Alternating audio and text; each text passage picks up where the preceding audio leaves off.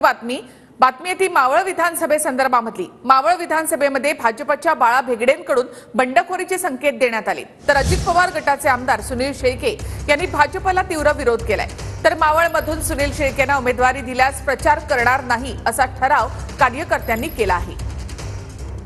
सांगलीच्या जनतेने महाराष्ट्रातल्या सर्वांचे डोळे उघडलेले आहेत। जर एखादा निर्णय त्या ठिकाणच्या कार्यकर्त्यांच्या विरोधात घेतला गेला तर काय होऊ शकतं हे सांगलीकरांनी दाखवलेले आहे। विद्यमान जर इकडे येणार असेल तर घ्यायचा नाही, तो आपण ठराव घ्या। विद्यमान आमदार भारतीय जनता पार्टीमध्ये जर त्यांनी पक्ष प्रवेश केला, पक्षाच्या तिकिटावर जर ते उभे राहिले तर कार्यकर्त्यांचा त्याला विरोध आहे। हा सुद्धा ठराव या ठिकाणी